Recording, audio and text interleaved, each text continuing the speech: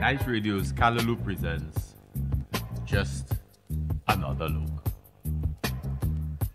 Just Another Look is an innovative, exciting, albeit decidedly provocative and yes, certainly controversial, socio-political analysis of issues of a local, regional, and international nature. Just Another Look is heard only on Nice Radio. First aired on Saturdays at 6 p.m. with repeat broadcasts on Sundays at 9 p.m. You always catch us on the World Wide Web at www.niceradio.info. But you can always check us out on YouTube and Facebook. I am, of course, Keith Joseph. Today is Saturday. It is the 15th day, August 2020. Welcome to another edition of your favorite program, Just Another Look.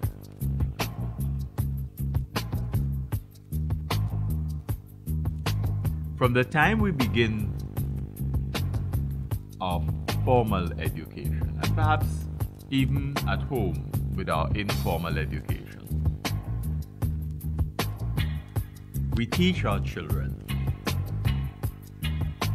that it is important for them to be ambitious, to have ambition. We teach our children that we want them to become educated so that they can make something of themselves. In the United States of America, they talk about the American dream, a concept that is instilled in every child. In St. Vincent and the Grenadines, we do not refer to it as a dream. But we teach our children and we urge our children to strive to better themselves. Parents, particularly those of the lower classes, encourage their children to do better than they were able to do when they were children and in their growing up years. There's nothing wrong with people having ambition. It is expected that everyone should be ambitious, to try to become something more than you were at birth, to try to better yourself, to try to reach for the heights of any chosen profession. We also train our children that as members of a society, that they should somehow contribute to the well-being of that society. It is not that society owes you, but it is that you're living in the society and you believe you have a responsibility to contribute to the well-being of that society, not just for yourself and your family, but for every member of the society and for successive generations as yet unborn. That's how we have developed. And we've also tried to do so within the context of Christianity. We suggest that we are a Christian people. Although, when one looks at the lifestyles of many Vincentians, when one looks and hears the utterances of many Vincentians, one is forced in the contemporary times to question whether or not we are a Christian community. But we nonetheless have this approach to life that encourages people to try to better themselves in the hope that they will better others and ultimately better the society in which we live.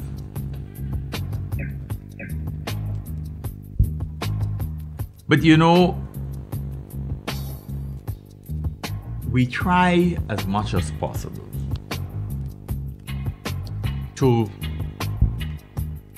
encourage a transformation of our society back to what many thought were traditional values, because people are often scared by what they see happening around them.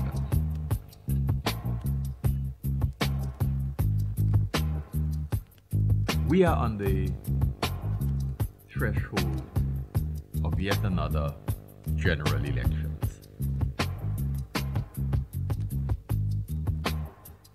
And the main political parties, the ruling ULP and the opposition NDP, are busying themselves trying to win votes.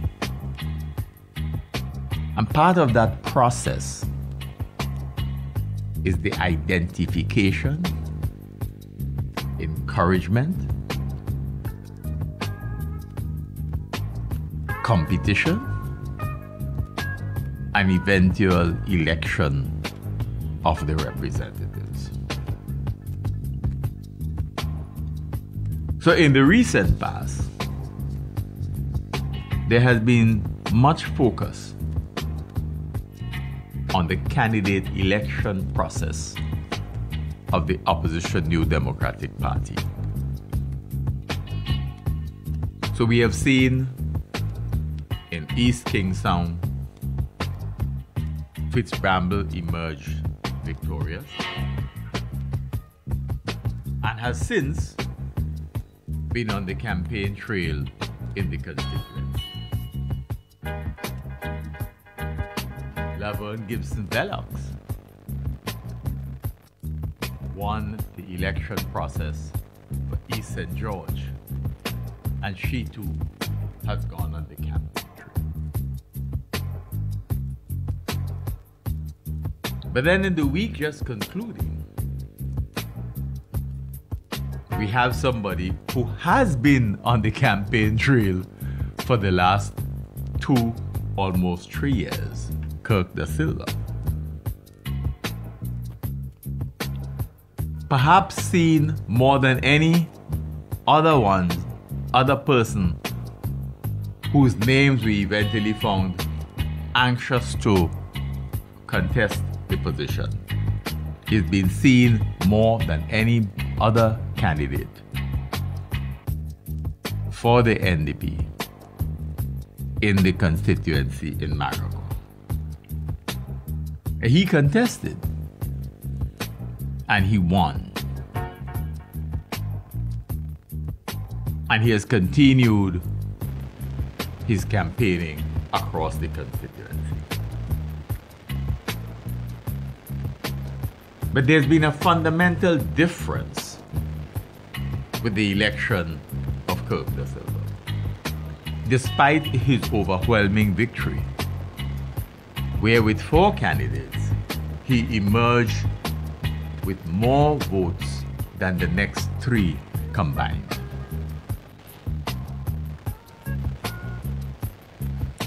So one would have imagined that the New Democratic Party would have been ebullient about his victory. But instead, Eyewitness News would have recognized, followers of Eyewitness News would have recognized that following the election of Kirk Da Silva, the third in recent past, it appeared necessary to make mention that as is the case with all candidates elect, Da Silva's candidacy is subject to the ratification of the party's central executive. Now, that may be so, but such a statement was never in the public domain for the previous two. I want to repeat. Somehow, it appeared necessary for the party's officials to make a pronouncement that, as is the case with all candidates elected, Da Silva's candidacy is subject to the ratification of the party's central executive. We have not had that said in the case of Grant. We did not have that said in the case of Laverne. So the issue is, how did this come about and why was it necessary to say this in respect of Kirk Da Silva? And so that has created a situation in St. Vincent and the Grenadines that has put some pressure on the New Democratic Party itself as a democratic institution.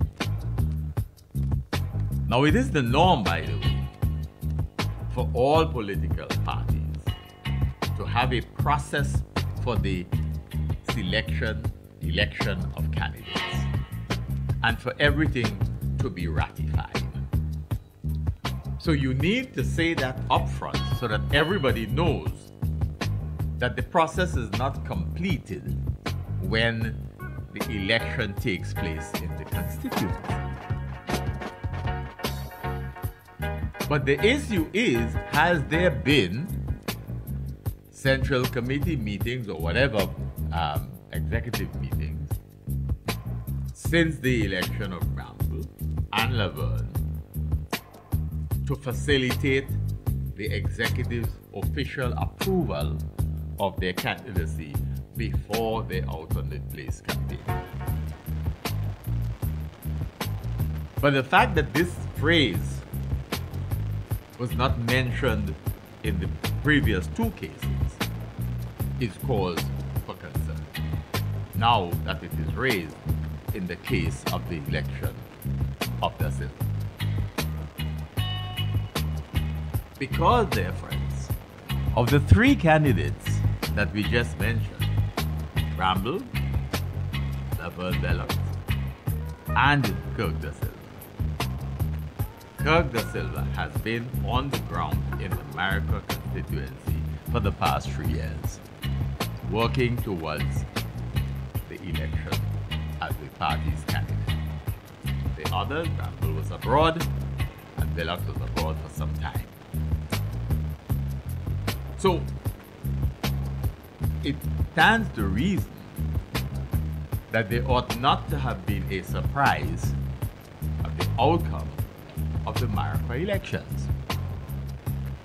And there were some who were suggesting that the Maricopa elections could have and should have been held some time ago, because we reminded you not too long ago that in 2014 the NDP was ready for elections, even though they were due in 2015. They were on the road and people knew who the candidates were, and there was a forward march that we're not really seeing from the party as yet, given that the elections are just over 4 months away, or just about 4 months away. So Just Another Look finds it very strange that a comment would have been made following the election by the Constituency Council of Kirk Da Silva that was not made in the same sort of context and framework of the two previous candidate election processes. And therefore, the comment begs the question as to whether it was deliberately stated as an indication of some intent on the part of the party. Yeah? So what followed election was a series of Facebook pages and posts condemning the process, and then a number of comments being made hither, thither, and yon about the candidate elected,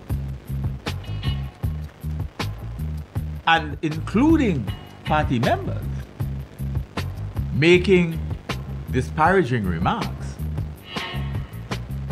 about the candidate that their party and their party's constituency council duly elected by a democratic process that the party has created. That the party has created. Now you may remember that in an earlier edition of Just Another Law, not too long ago, we stated that political parties in St. Vincent and the Grenadines, in this country's political culture, often get into the habit of encouraging individuals to place their careers, to place their lives and those of their families, to place their reputations and those of their families on the line by publicly declaring themselves as potential candidates seeking political office at the polls.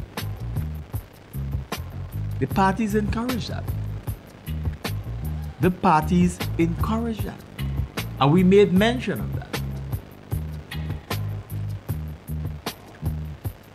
But we also pointed out in addressing that issue that some political parties, in spite all of their bravado about how democratic they are and how democratic they want to be and see the country as being, some of these political parties seem to have a candidate in mind for particular constituencies, even as they are encouraging others to contest. So they're happy to say to the nation, see how popular we are? Look how many people we have contesting. But behind the back of their minds, they already have a candidate of their choice. And they work behind the scenes to get their desired candidate elected at the constituency level. Failing that, they tend to come and say the executive did not approve the candidate that you selected. It not only happens to say, it happens around the region. But you see, an informed electorate does not accept those kinds of games. Informed members of constituency councils don't accept those kinds of political games because they appear to be in stark contradiction of what you're preaching at one level and what you're doing at another. Right? And that kind of practice pays no attention to the fact that each of the persons who you have encouraged to come forward, when you say you want people and you want young people and you want people to come forward, that each of the candidates would have laid their reputation, their occupation, and their family lives on the line when they agreed to contest to get the right to be part of your elections team. Such a practice, where you already have somebody in your mind, yet you're allowing a process to appear to be democratically taking place, is greatly unfair and a travesty of justice. No self-respecting party that is committed to the fundamental principles of genuine democracy would allow this to happen to itself.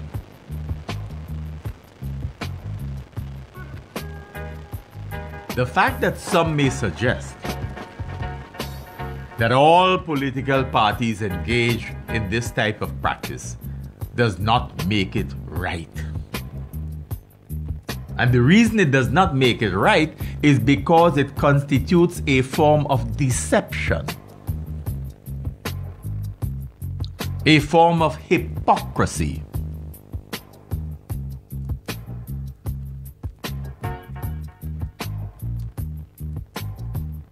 It makes a mockery of the entire process for an institution that declares itself anxious to and committed to wanting to lead the country, to govern it.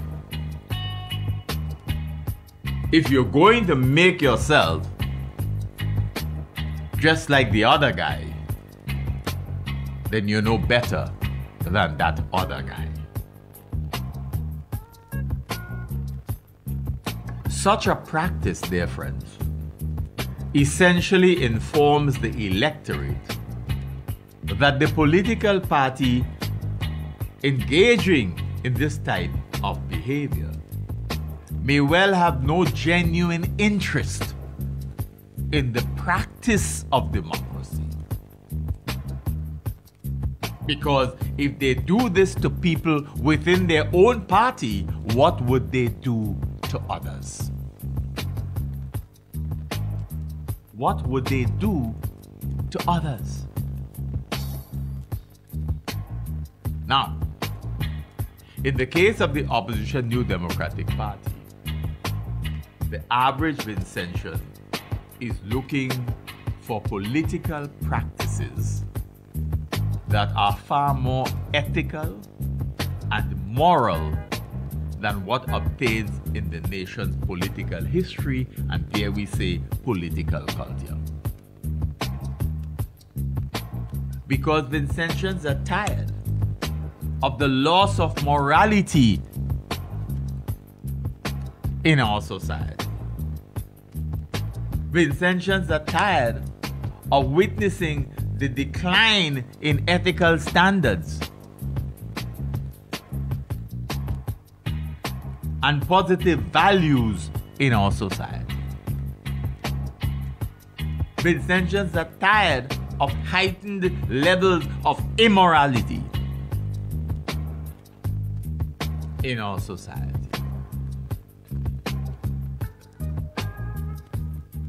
So people are looking to the New Democratic Party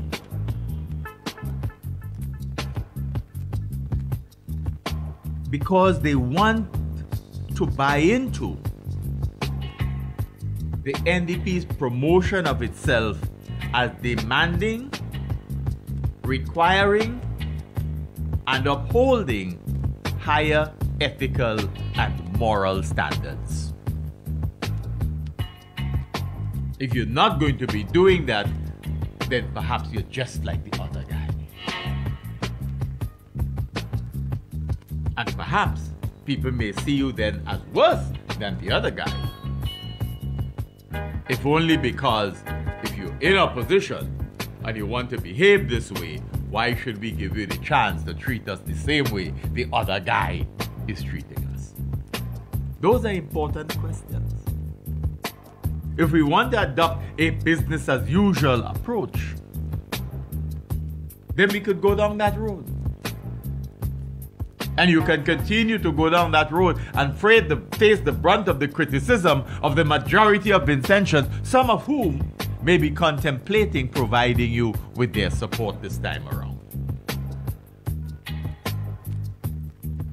Not everybody who supports a political party comes up and puts up their hand and holds a placard and says, yeah, I am with you. Not everybody who supports you.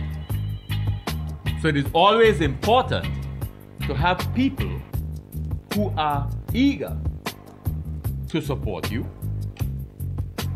but who may not necessarily be on Facebook or YouTube or making calls to radio programs. But they may discreetly discuss the matter with their family members, with their friends, in order to bolster their own confidence as to why they should support you. The electorate, their friends, wants to buy into the NDP's promotion of itself as demanding, requiring, and upholding higher ethical and moral standards. Is this not the case, we ask? If it is not, then let the nation know. Let our listeners know that you want to be just like the other guy. If it is not the case, that the New Democratic Party must publicly declare its stance on ethics and morality, so that the nation can be clear in its own mind as to what they're about. If the New Democratic Party knows in advance of a constituency election that it does not want a particular candidate to win the contest, if the NDP knows in advance that it does not want a particular candidate to represent the party at the general elections, then this should be made known at the time that the individual first offers himself or herself for the contest. That's when you do it. You do not allow the process to run its course and people invest their time and their family's time and commit themselves to a process designed to facilitate an outcome that they deem beneficial. That's why they're in it. That's why they're in it.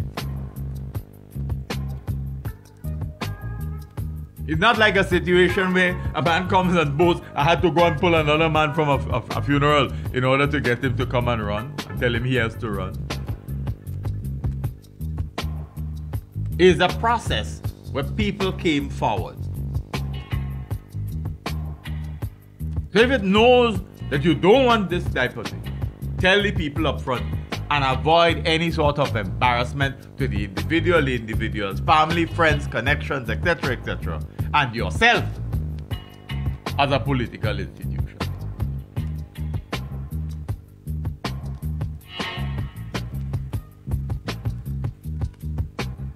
We say without fear of contradiction, it is immoral,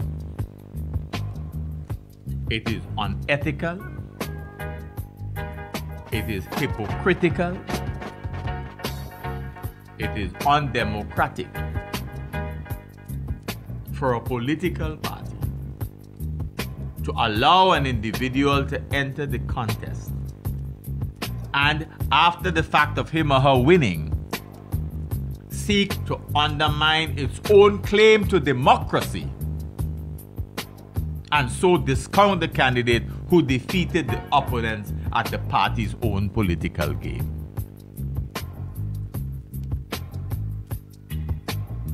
We're not saying that that is what is happening. We are saying it ought not to happen.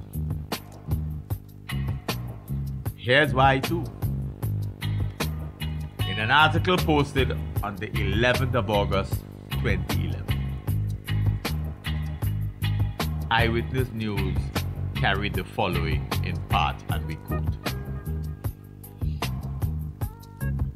President of the opposition New Democratic Party, Godwin Friday, says the fact that multiple persons are vying to represent the party in some constituencies shows that the NDP is the hottest ticket in town. Shows that the NDP is the hottest ticket in town. The quotation goes on. It shows that people have confidence and faith in the New Democratic Party, in myself as the leader of the party, in the vision that we have put forward, that they want to be a part of bringing that vision to fruition. Continues. They also see that they can do something for their constituency, and the NDP is the vehicle through which to do it. I want to repeat that particular phrase. They also see that they can do something for their constituency, and the NDP is the vehicle through which to do it. So I am really humbled, in a sense, as the leader of the party, but also encouraged, because I know what it takes to put your hat in the ring. The kinds of slings and arrows that you expose yourself to, but also you know you are doing it not for yourself, you are doing it for your community. So that gives the incentive, it gives the encouragement, the determination to go forward. End of quote. So the leader of the party is quoted on the 11th of August, just prior to the elections in America, saying that he's heartened by the people who are coming forward. The fact that you're having contests, because it shows that more individuals are anxious to be part of this institution, the New Democratic Party. They also see that they can do something for their constituency, and this is the party that they wish to do it. He doesn't say here anything about where you're coming from, you know. He doesn't say that. And he says they see that they can do something. So I'm really humbled, because I know what it takes to put your hat in the ring. The kinds of slings and arrows that you expose yourself to. But you don't expect that from your own party. You don't expect the slings and the arrows to come from within the party to which you are committing yourself. You expect it to come from the other side, not from your side. If there were going to be issues before from within your own party, it is to be expected that that would have done before they allow you to contest as a potential candidate. But you don't expect the slings and the arrows to come from within. What does that tell you? If that is allowed to be an acceptable practice within the political. I want to remind you of that, you know. Because you know the political history of Burns Barnaby. And you remember how that story goes. But you remember when he was first taken back by Ralph.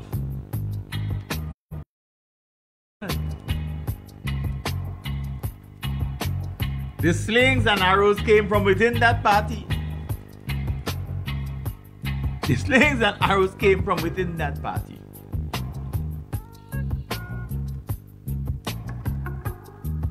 And what did the leader of the party do? The leader of the party says, okay, some of you want to tell me how I should conduct my business? Okay. And he removed Burns from the position. And just another look said then that he will put Burns right where he wants him. And the same party will come around to accept him. And so said, so done. And Burns is still now one of the doyens of the Unity Labour Party. Isn't he? So one has to understand the role of leadership as well. In terms of if you as leader of a party facilitates and endorses a process, how you let that process work and how you manage the discontent, if any, at the end of the process. The discontent should have been before the process started. So in light of the foregoing, therefore, Just Another Look asks whether the New Democratic Party will now seek to declare any of the aforementioned three candidates, Bramble, Laverne, or Kirk, who were duly elected by their respective constituency councils, whether the party will seek to deny them or any of them the right to contest national elections on its ticket.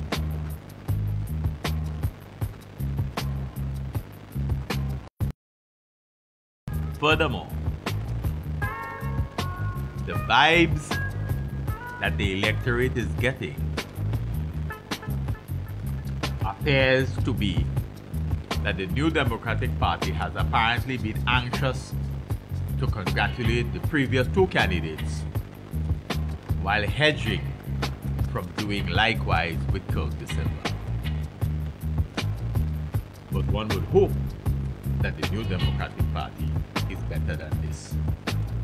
One would hope that the New Democratic Party holds itself to much higher standards than that. The New Democratic Party is now forced with its back against the wall to determine whether it will allow itself to be seen as playing political games or as an institution that is genuinely committed to a political process which upholds high moral and ethical standards that the party itself has for decades been declaring itself to possess. That is the challenge for the New Democratic Party at this stage. You see, Just Another Look wishes to address these thorny issues in Vincentian politics. These are not discussions that should be whispered in little corners. They are things that we must speak of openly. Just as we've talked about fearlessly about when Vincent and Granite being that plantation that some people believe they own. Just as we've openly discussed racism in St. Vincent and Grenadines, so too we discuss other thorny issues. We want to discuss these because it is better to be fair, it is better to be upfront, it is better to tease them out. Because once you throw them under the carpet, eventually they will rent the carpet asunder. You see, much has been made of Kirk Da Silva, having once offered to contest for the opposition unity label. Much has been made of that. And to some NDP supporters, unfortunately, he should therefore never be allowed to contest for their party. He should be automatically discounted. And we simply ask, why? Why? We have on this program in the past asked Ralph Gonsalves whether after the elections in 1984, if he ever approached the New Democratic Party to be one of their senators. We also asked if he approached Milton Cato after those 1984 elections to be a senator for his party. We haven't gotten any answers, but they're important questions. Okay? But eventually, with a 3% party, a 3% party that was decidedly critical of the St. Vincent Labour Party. A 3% party that referred to Vincent Beach, who was then leader of the St. Vincent Labour Party, as a coconut bat. And we assume that that was a reference to level of intelligence. Reference made of being a screwdriver. And again, we talk about levels of intelligence and capacity and competence. All of that came to naught. And suddenly, when the group of concerned citizens brought Vincent after he had lost to Storky John within the St. Vincent Labour Party and put him in charge of a new alliance with a party, the St. Vincent Labour Party, that just voted him out with 36+% of the electorate, with a less than 3% party, the MNU. And Gonzalez was sitting just below him, almost like the deputy and leader in waiting. They brought them together. Because that is the world of politics. They felt that Gonzalez had something to contribute. Now, of course, you don't even hear about the Labour Party. You don't hear about the Labour Party. Every time you hear about it, is that the fact that it's in the name, Unity Labour Party, but the 3% come in front, Unity Labour Party. They could always rationalize it that it was an alliance and therefore a union. There ain't no union. Unity is from MNU. They could try to spin it all kind of how, but that's what it is in reality. The average Vincentian understands that. MNU essentially took over what was the St. Vincent Labour Party. As in essence, that is what is our reality. So people understood and saw that as a winning formula. It didn't matter to them that the Labour Party had just elected Stanley Storky John as its leader over Vincent Beach.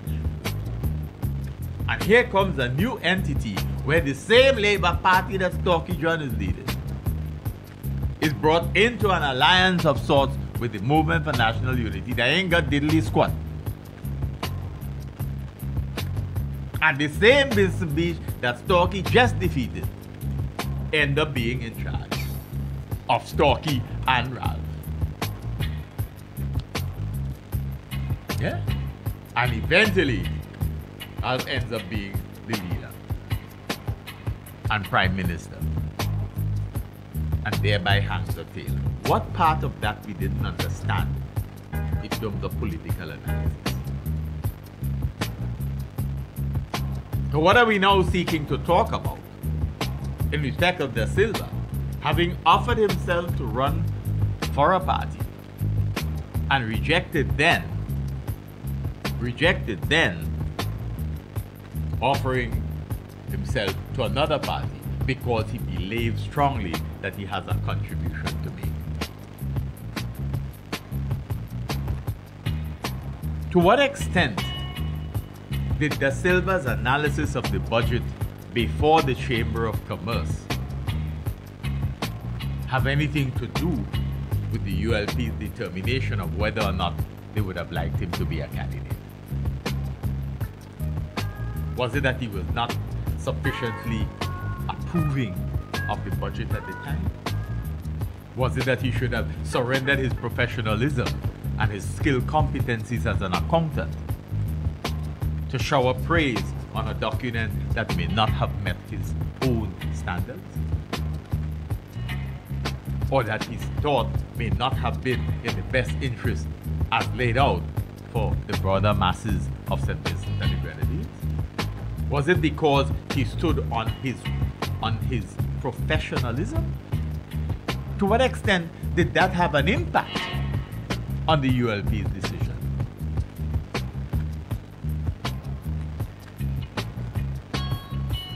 But he then moved to the other organization. Our political history is not short on examples of where this has not been a problem for some parties and candidates in the past. The question is therefore, why should it be a problem now? how many political entities did Gonzales belong to? What exactly was the issue between Gonzales and the UPM? What exactly was the issue? What exactly were the issues between Gonzales and his understanding of the leadership of the UPM by somebody who did not have a degree? Let's be frank and honest. Was that an issue? Was that an issue? Was there a feeling that perhaps because Renwick didn't go to university and didn't have a thing, that Renwick should perhaps not have been the leader? Were those issues that emerged? Let's be honest. Let's talk frankly. Because unless we try to delve at ascertaining truth, we will always be dealing with lies. What were the issues that emerged when Mike Brown decided that he would move from the UPM and go across and join Ralph? What were the issues that were brought forth in the media? And the tit for tat and the toing and froing in the media about the pros and cons of his decision. Why it is we are not prepared to address these issues square on. And the same Mike became a minister under the UN. The same Mike. Yeah?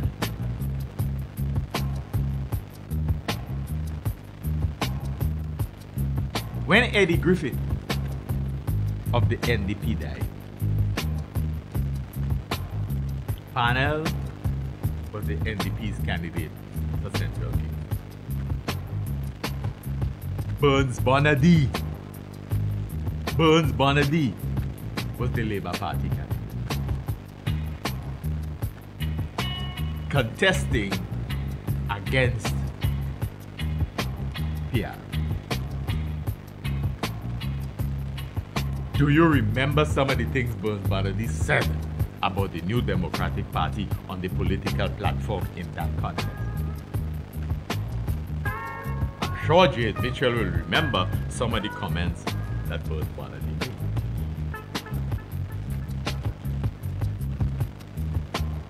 And so too with others. And yet, James Mitchell took the same Burns Bonadi and had him elevated as the Labour attaché for the OECS Farm Workers Program, the Farm Workers Program in Canada. The same James Mitchell. It was the same James Mitchell that brought Burns Bonadi back home and had him positioned as Minister of Health. The same James Mitchell, Bonadi Labour, Mitchell NDP. Okay? Elections come. ULP wins. Interestingly, remember, we hear from Terence Olivier that an approach had been made to get him to cross the floor. Remember that?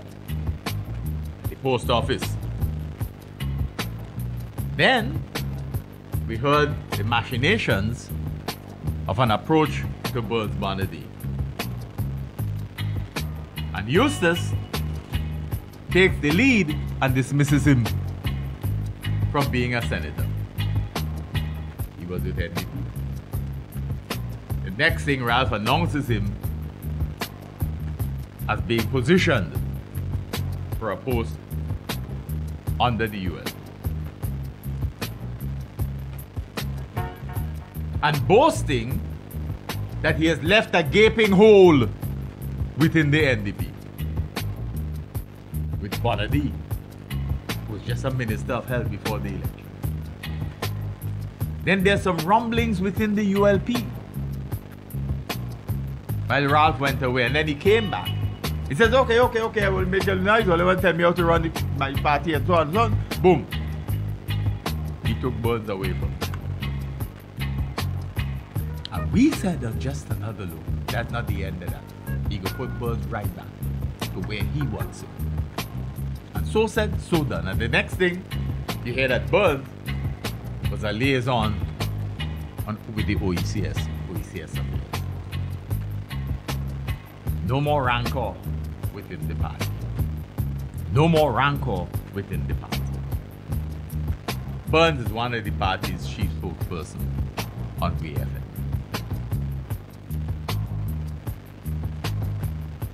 Burns is the one that seems to be the key advisor, appears to be the key advisor to the ULP on labor matters, given his experience with the Caribbean Congress of Labor, etc., etc. That's it.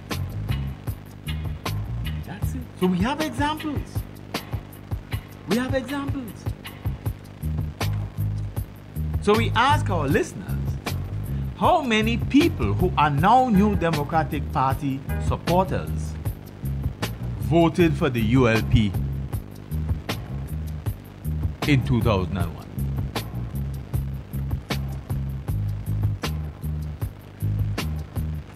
How many people? How many people? You remembered that in the lead up to the 2001 general election, Matthew Thomas penned a letter to the editor that said Ralph was the brightest man to lead the country. Yet Matthew Thomas ended up on Nice Radio with a program with Junior Backus, who was also a strong supporter of the ULP in 2001.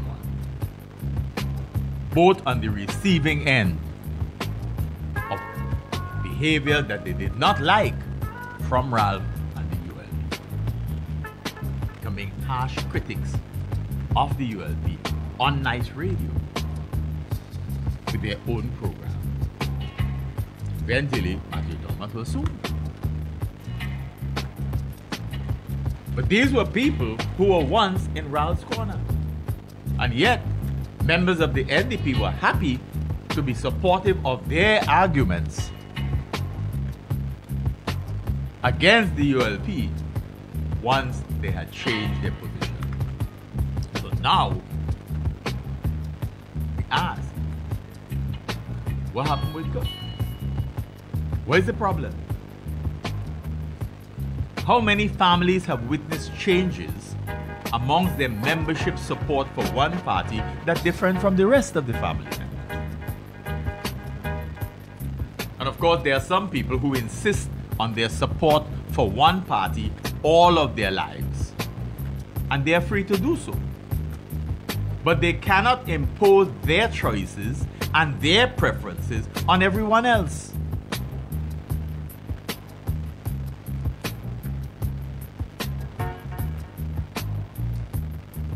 What is the purpose of having gained an education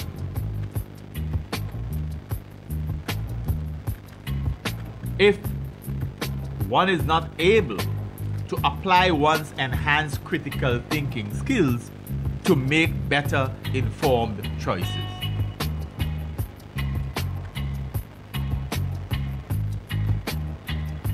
The belief, dear friends, that this or that person, this or that family belongs to a political party ad infinitum is utter rubbish. It is political trite, if only because people have free will and can deliberately change their minds anytime. People make choices and later make changes in respect of those choices in relation to different aspects of their lives. Isn't that why people divorce? What is more sacrosanct than standing up at the altar and vowing to give all till death do us part, only to find a lawyer sometime afterward and rip it asunder?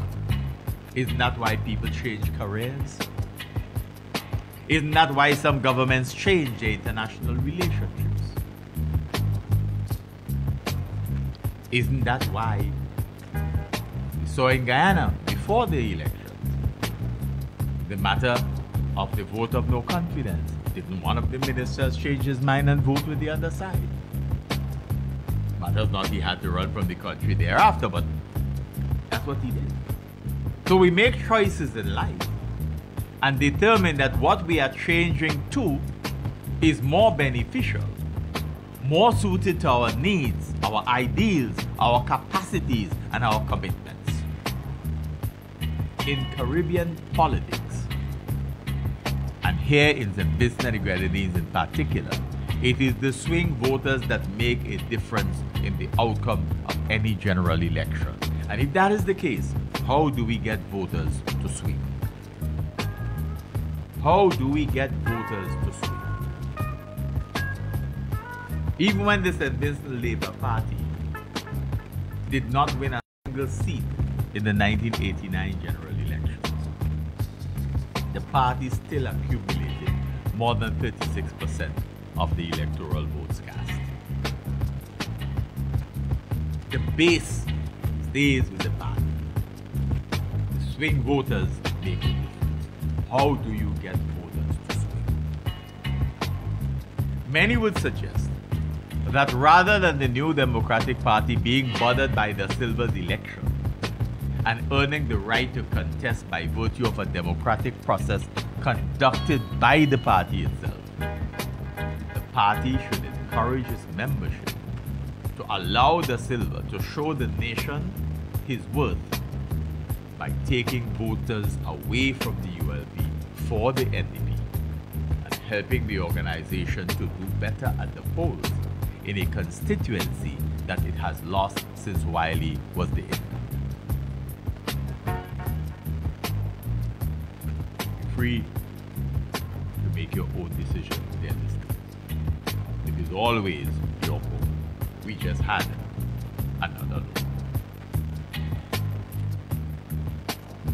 But we are forced to ask on another issue in St. Vincent and the Grenadines whether our patrimony is on sale.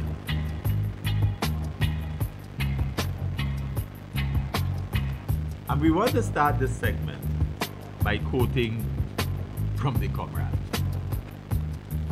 Beaten on the anvil of experience and forged in the cauldron of struggle. Beaten on the anvil of experience and forged in the cauldron of struggle. Some people have heard that phrase so often that they can repeat it without having to look at it. Beaten on the anvil of experience and forged in the cauldron of struggle. I Prime Minister Ralph Gonsalves always saying that. And people still looking to find out what struggle. What struggle. But the ruminants of the left and the leftovers have allowed themselves to become so blighted politically that they are now better prepared or more prepared to lie prostrate waiting for droppings from Gonsalves' table than to remain holding their heads high and continuing to forge a pathway for Vincentian youth and the Vincentian people. That's what they have become. They have become weak-kneed. In many respects, some have become beggars. Some of the ruminants of the left and leftovers have literally become beggars. And there is no shame in them. They're not anxious to recall the days of the quote-unquote struggle, when they were the quote-unquote radicals, when they were the quote-unquote progressives. Because for them now, half a loaf, even quarter loaf, is better than no loaf at all. It's a sad indictment on those who we call the ruminants of the left and the leftovers. But it appears that the phrase beaten on the anvil of experience and forged in the cauldron of struggle forms an integral part of the politician that Gonzalez seems to think that he is. He has perhaps regurgitated this phrase so often that he has come to believe it as epitomizing his political journey. But the old people say, let people believe what they want to believe, if that makes them happy. But remember the Gobelian thesis. If you tell a lie often enough, you will begin to believe it. If you tell it often enough, others will believe it. But the most dangerous part and the most effective part is when you come to believe that lie yourself. Anvil of experience and forged in the cauldron of struggle. It sounds nice. It sounds almost intellectual. But is it true? Is it true? The experience of Gonzalez in St. Vincent. In this regard, it may well be well to allow Gonzalez to continue to repeat his now hackneyed phrase, knowing that it is of no real consequence to any but himself. None.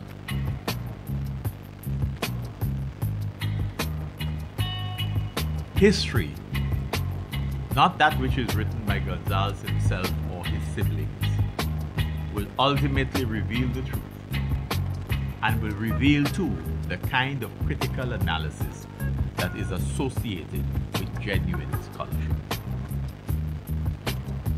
What we have been getting from the apparent maximum leader is the hubris-ridden myopia that authoritarian leaders everywhere have been unable to extricate themselves from ever since we moved out of primitivism.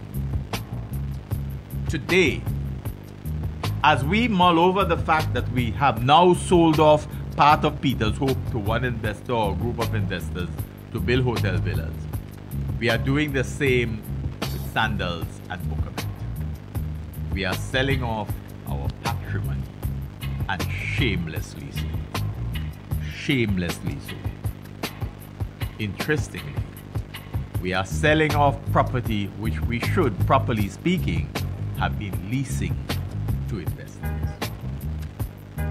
At the rate at which we are going, Vincentians are forced to ask, what will our children and our grandchildren have to show as their own in St. Vincent and the Grenadines? Despite all of the chest thumping, despite all of the perceived assurances that are being given, just another look is of the view that Vincentians will have a torrid time getting access to the beach at Sandals Beaches once completed. For now, it does appear that even though the ULP, in some of its campaigning in the past, had the mighty Gabi on their platform, they have learned absolutely nothing from the content and intent of his two major radical songs, The Beach Belong to We and Government Boots. They've learned absolutely nothing from that. And that is deliberate. Because to learn anything from it is to change the plantation, to get rid of the plantation. But we haven't done that. So we have learned absolutely nothing from Gabi's Calypso. Just another look is also of the view that perhaps Gabi,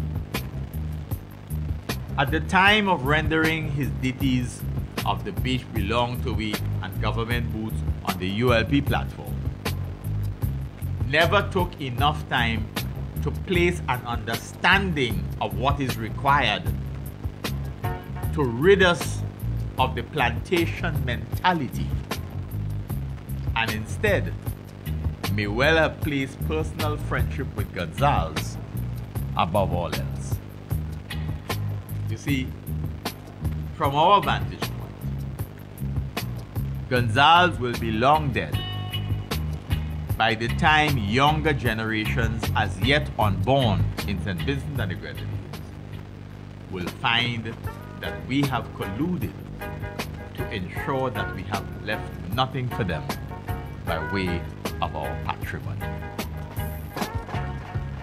It would appear, dear friends, that the way we are selling off our patrimony, we might as well project that if Gonzalez and his son were to stay on in office much longer, Vincentians may end up being strangers in their own land, paying obeisance to the legacy of what appears to be the thirst of some of our politicians to confuse development with an anxiety to boast of having sold off Vincentian patrimony.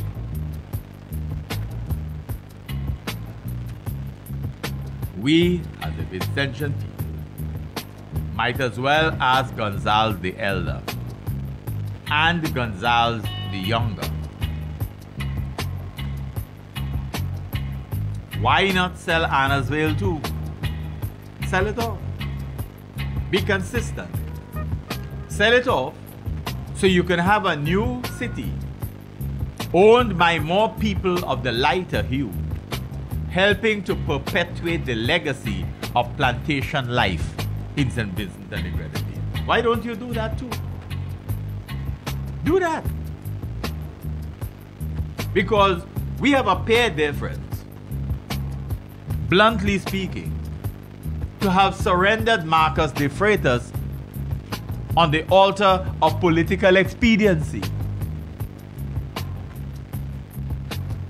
And while we are talking of building a better life for Vincentians, clearly we didn't seem to think that Marcus was a Vincentian. The way in which we treated Marcus de Freitas, and the way we have waited for some 14 years, finding some legal mumbo jumbo time and time again because it suits our pride and purposes politically, to suggest that that is the reason why we haven't paid him yet. But we can pay him now because we want to look good in the next election. The same people who after every speech are anxious to tell you God bless you. So what? God is for use when it suits pride and purposes of some? Or is he of value to you every day of your lives, impacting your thought processes and your every speech, your every word, and your every action? If we continue to play these games with Christianity, then we are playing games with religion as a factor in our Vincentian political culture. So we're anxious to say that we're praying here, there, and everywhere.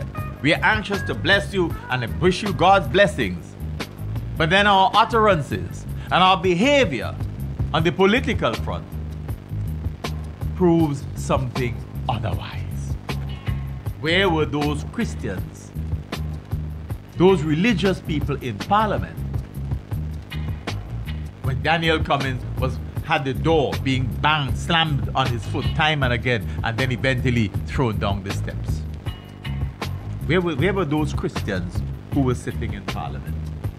How genuinely Christian are we as a society anyhow to accept this kind of behavior and to accept this use of religion as a crutch in the political pantomime that is played out in our society? When will our religious leaders develop the gumption and the commitment to take the politician to task and ask them to please stop playing games with religion? When will we do that? What do they need? Religious leaders are supposed to be saying to the nation, we're not here for this, we are in the world but not of it. But it appears as though they are more of it. They're more in it. They're more of it because they too seem to be anxious to garner mammon. That's a travesty. That's a travesty. Which religious leader have you heard declare that what we have done to Marcus de Freitas is a travesty of justice?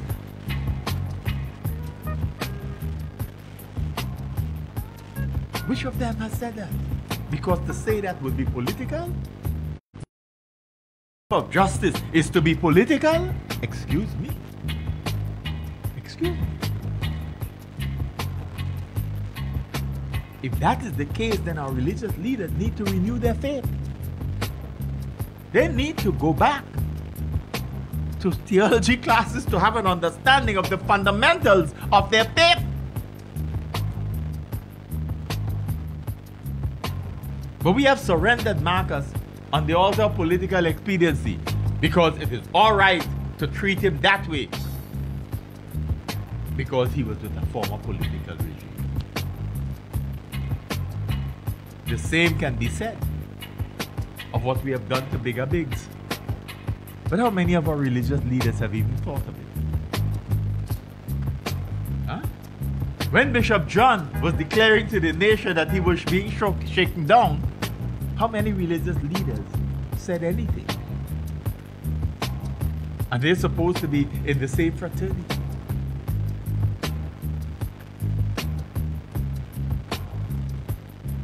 So here we are in a society where we treat our own as though they do not belong. That's what we've said to Marcus, in a sense. That's what we've said to Bigger Biggs, in a sense. That's what we've said to the property owners at Argyle. We take your property and we will pay you when it suits us. Isn't that what we're telling them? You may put it in all kind of fanciful terms and hide behind all kind of legal ramble. But you have already determined what you're paying them. And look at book of it. What a travesty. And what you're telling them instead, oh, they will have theme parks, they will have water parks, they will have this, they will have that. Right? So we are so blinded by political support for a ruling regime that we're not taking the time to study. Hello, let's go and investigate Sandals a bit. Let's operate where beaches stand in the Sandals hierarchy of properties. Why are we to be just taken in by being told all these fanciful things? We are being set up so often. Remember, we were set up with regard to the cross-country road not too long from now. In the first term, the first 100 days we were selling the cross-country road. We ignored all the thing about the integrity legislation. Oh, that could come later. It's not a legislative priority. Building the cross-country road. And Julian Francis told us he was looking forward to campaigning on that cross-country road for the next elections. It came and went. He was campaigning in Gate Garden in East Kingston. Not on the cross-country road, but that ain't built yet. That hasn't been built yet. We were set up. We were told all of the good things that would happen because of the cross-country road. And we started at two extremities without knowing where it was going after that. In any other society, people might have been crying out for the way in which a government appeared to be selling people short into having them believe that we could start a cross-country road in a terrain like ours without knowing where the road was going after we started at two extremities. Amazing, isn't it? But they sold us that. They sold us that. The same way they sold us that we were going to get so much energy from the geothermal project at Soufrière that we would be able to possibly even supply Barbados with extra energy. Yeah? All of that before the thing even built. The equipment gone, and if John Public didn't start telling people, well, they're gone, you know the equipment gone, people would not have known. They sold us that. They sold us that. They're good at selling. If you stand up one place too long, they might sell you too. if they figured they might be able to get a good price. They sold us that. They've been good at selling these things. In 2010, they sold us that every child in school will eventually end up with a laptop. They sold us that rubbish. 4 years later, they came with another set of laptops. In 2014. And now 6 years later, because of the pandemic, we are being told they have this agency somewhere in India. They have this other group someplace else. They have these other groups. We now find out 10 years after our first set of computers for school children that there are a number of agencies that will help with the provision of computers, etc., etc. And because of the pandemic and the crisis of education, that's the first time we actually sat down and started working out, getting a system in place for using the technology to facilitate our children's education. And we accepted that. We accepted that. But there's an understanding that if we talk megalomania, if we build large projects like the airport, who cares about the maintenance cost? Who cares that when the opposition asks for accountability, they're told, well, remember, the AIA was not really a statutory body. There's no real necessity for them to deliver any accountability, etc. for the nation's single largest capital project. They told us that Vincent and the Grenadines should have rejected that response. But it was acceptable because, like the leftovers and the ruminants of the left, easier to see which side of your bread is buttered politically. Ride that wave because it allows you to feed your family. You can be one of those who own the country, who own the jobs too. That is acceptable within the system. That is what we have become. So we know what has happened to the owners of land, of property and agri. We know what is happening with bigamy. We know what happened with market operations. But it can always be justified by the political leadership. There's always an explanation. Now they want us to start thinking, well, who was right, Jomo or the comrade? Who's the better lawyer? Who's the better this? Who's the better that? And the issue is that patrimony is not safe. And that at the end of the day, issues of race and class still appear to be primordial as we continue to live on a plantation, controlled by a few who dictate whatever happens to the rest of our people. Governments can do whatever they want under the law, or so it seems. And there are always willing supporters of this kind of nonsense. Sometimes, given what we have come to see and know of the modus operandi of the ULP, one may be forced to arrive at a conclusion that if all is left to Gonzalez's political clan, St. Vincent and the Grenadines as a plantation is theirs to do with it whatsoever appears politically pleasing. Vincentians will one day wake up to the folly of what we have witnessed in the name of governance, but it may well be too late. But this should come as no surprise. We live on a decadent plantation characterized by a benevolent dictatorship.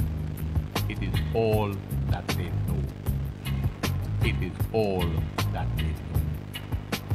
The difference between the brutish dictator and the benevolent version is a matter of degrees of oppression and exploitation, perhaps even sexploitation, and the pseudo-philosophical garbage around which their actions are often wrapped. Benevolent dictators such as those who dot the English-speaking Caribbean landscape expend much of their time trying to convince themselves and their populations through repetition and regurgitation that whatever decisions they make And whatever actions they implement are always in the best interest of the nation. But close analysis, when you get closer to analyzing what they say and what they do, often reveals that contrary to what has been said, these decisions and actions are designed to prop up their own over-bloated egos as legacies to themselves. In the more recent past, we have witnessed the veritable end of populism in many of the Caribbean countries. Here in St. Vincent and the Grenadines, for example, we have witnessed the radical departure of the public's response to the behavior of the Prime Minister. James Mitchell, used to walk, satchel in hand, from his office to the Kingston Wharf. He often walked from the Beckway Wharf to his home. He was considered sufficiently popular that he was not afraid of taking these walks. Indeed, people would meet him along the way, stop him, chat with him, etc. On ascension to office, Gonzalez frequently had his driver stop in areas where he would alight from the vehicle to be almost mobbed by the people. But soon enough, indeed, as early as 3 years after having been popularly elected, Gonzalez found his popularity waning to such an extent that he could have walked through South River Road on a Friday afternoon with people on both sides of the road and not a single person approaching him to even say hello. Soon enough, he started having not one but 2 vehicles in convoy, sirens blaring, hustling through traffic, or hustling even when there is no traffic. Gonzalez has never admitted to his decline in popularity. He has somehow managed to convince his party that he is still charismatic enough to wield influence over the electorate and so bring the party to victory. But Just Another Look wishes to remind the Vincentian public that we had early elections in 2005. We insist that this came about because Gonzalez must have seen the rapidity with which his charismatic popularity waned around the entire country. Remember, we had a kind of meet the people tour going from area to area. That morphed into Meet the School Children tour. And then at the Calioca Anglican School, that was the end of that. Similarly, we witnessed for ourselves Gonzalez's flagrant popularity when he began budget consultations. You remember we used to be at Peace Memorial Hall and his supporters came. But after that, even the supporters got fed up and they stopped coming. So what did he do? He went and sat down, 705, and talked on the radio. But even then, people were not interested in calling. And so he would sit there, and very often when the silent extended period of silence, he would then say, I know some of you would like to ask this question. And he would ask himself the question, and then he will answer himself. And he saw nothing wrong with that, because he may have thought, that it was the popular thing to do. He ended up asking himself questions which he thought the public might have wanted to ask, then turn around and answer them himself. We can hazard a guess, dear friends, that by allocating some 7 portfolios to his new to Vincentian politics son, Camilo, Gonzalez may have been serving the party and the people of St. Vincent and the Grenadines. A concept that the son is also charismatic and therefore worthy of being his replacement, thereby giving rise to a Gonzalez political dynasty. But Vincentians will, at the polls in December, determine for themselves whether or not they are prepared to facilitate an emerging political dynasty. Son, like father, has already taken to the bravado of buildings. We are boasting of all of the planned investment, more buildings. However, we are not being told precisely whether there is any real difference between these investments and citizenship by investment. A rose by any other name is still a rose. And so we ask, how many of the investors who have come to engage in business in St. Vincent and Grenadines since 2001 have been in receipt of citizenship? Did Ames get Vincentian citizenship? If foreign investors in our country benefit from citizenship by virtue of their investment over time, it is the same as citizenship by investment. The only difference is that of the deliberate application of the concept of CBI versus the almost secret granting of citizenship. In real society, we can ask whether the government of St. Vincent and the Grenadines under Gonzales is willing to produce evidence of the number of investors who, over time since 2001, have been in receipt of Vincentian citizenship. We have been unable to garner full disclosure in respect of the AIA's construction, so there is little reason for us to believe that anything would be any different with regard to the chronicle of citizenship. We must understand that when we had the problems at the embassy in the US regarding Vincentian passports, we were left none the wiser. Everything was left to simple fizzle out. We have not had the outcome of any sort of investigation. Investors do not just choose to invest in a country because they want to help the people of that country. Investors are about profiteering, and many are willing to do whatever it takes to get an opportunity to invest elsewhere where things are more favorable to them relative to their profitability. Witness the flood of US companies to producing goods in China. It is not because of any love for the Chinese. In spite of their many complaints about the political regime and the politics of China, it is not because of any love that they are in China. It is for the profitability.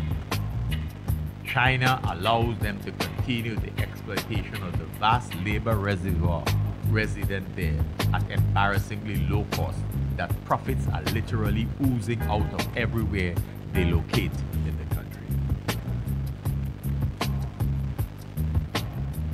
It is one of the major contradictions around the world that political leaders appear to bemoan the labor practices existent in China, while turning a blind eye to the reality of their own companies' hasty recourse to establishing themselves in China to reap the benefits of the very cheap and exploited labor practices that they otherwise condemn.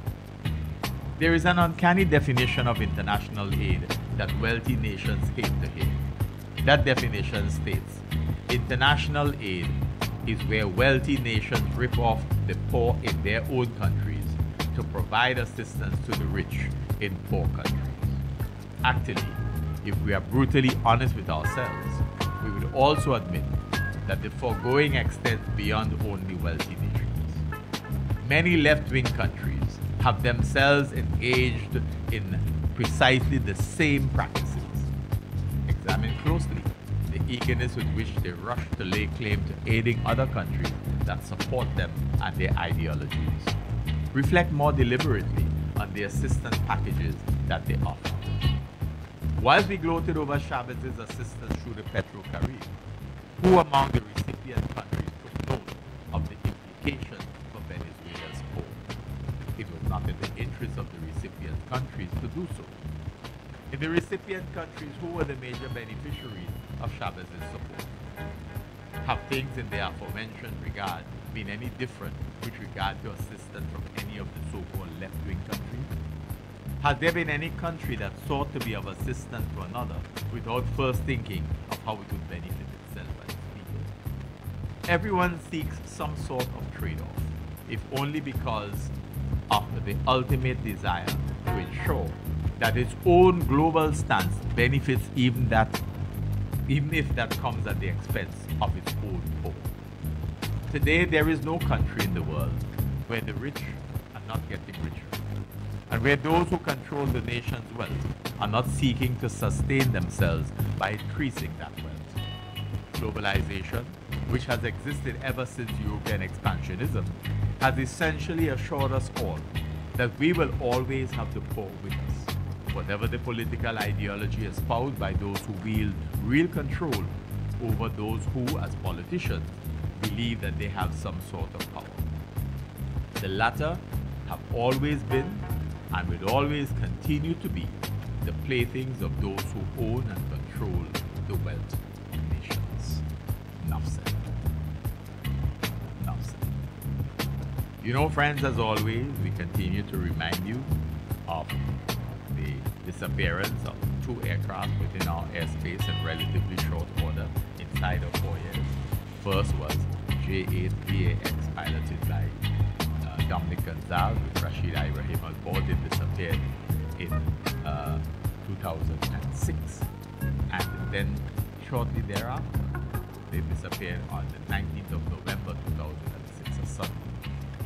And then inside of 4 years, we lost J8SXY, piloted by Shu Lanka. Again, in our airspace. That is what our life has been. It is 4,971 days since the disappearance of J8VAX and 3,661 days since the disappearance of J8SXY. We want to tell you, as we always do, we end our program reminding you that on the 19th of September 2008, the husband of, Patricia Bowman was crushed to death in her car on her way to work. Her husband is still somehow hoping and praying that justice will prevail. Enough said. You've been listening to another edition of Night Radio's Callaloo presentation, Just Another Look. Just Another Look is an innovative, exciting, albeit decidedly provocative, and yes, certainly controversial, socio-political analysis of issues of a local, regional, and international nature. Just Another Look is heard only on Night Radio, first aired on Saturdays at 6 p.m. with repeat broadcasts on Sundays at 9 p.m. Catch us on the World Wide Web, www.nightradio.info, or check out YouTube or Facebook. I am, of course, Pete Joseph.